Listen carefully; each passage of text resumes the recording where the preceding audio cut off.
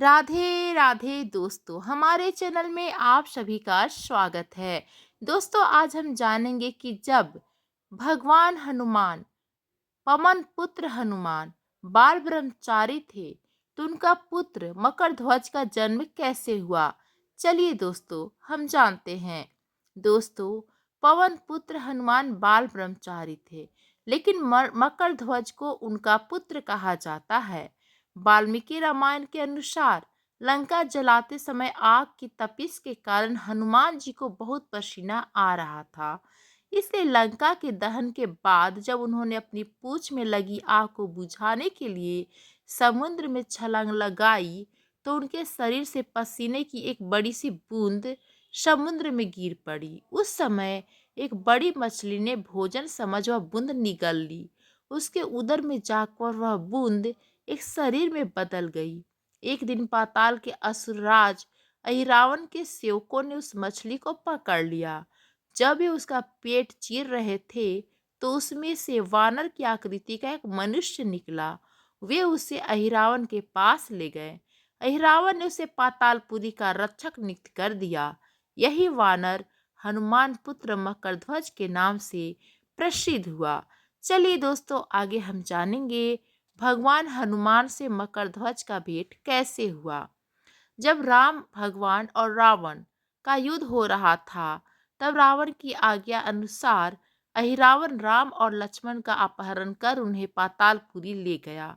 उनके अपहरण से वानर सेना भयभीत व शोकाकुल हो गई। लेकिन विभीषण ने अभेद हनुमान के समक्ष प्रकट कर दिया। तब राम लक्ष्मण की सहायता के लिए हनुमान जी पातालपुरी पहुंचे। जब उन्होंने पाताल के द्वार पर एक वानर को देखा तो वे आश्चर्यचकित हो गए। उन्होंने मकरध्वज से उसका परिचय पूछा। मकरध्वज अपना परिचय देते हुए बोले, मैं हनुमान पुत्र मकरध्वज हूँ और पातालपुरी का द्वारपाल हूँ। मकरध्वज की बात सुनकर हनुमान भगवान क्रोधित होकर बोले, यह तुम क्या कह रहे हो दुष्ट।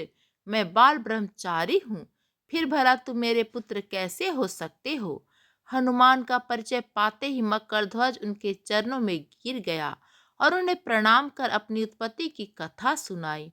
हनुमान जी ने भी मान लिया कि वह उनका ही पुत्र है, लेकिन यह कहकर कि वे अभी अपने प्रभु श्री राम और लक्ष्मण को लेने आए हैं।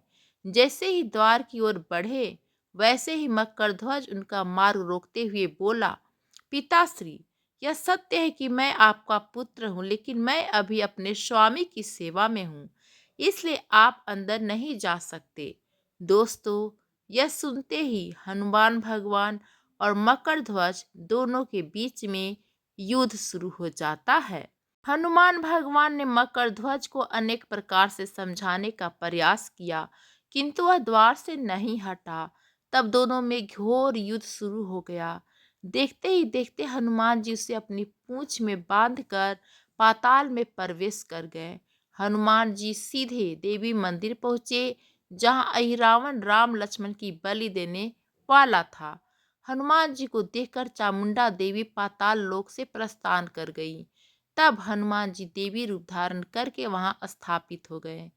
कुछ देर के बाद अहिरावण वहां आया और पूजा अर्चना करके जैसे ही उसने राम लक्ष्मण की बलि देने के लिए तलवार उठाई, वैसे ही भयंकर गर्जन करते हुए हनुमान जी प्रकट हो गए और उसी तलवार से अहिरावण का वध कर दिया। दोस्तों, आगे चलिए और कथा सुनते हैं। हनुमान जी ने राम लक्ष्मण को बंधन से मुक्त किया। तब श्री राम ने पूछा, हनुमान, तुम्हारी पूंछ में यह कौन बंधा है।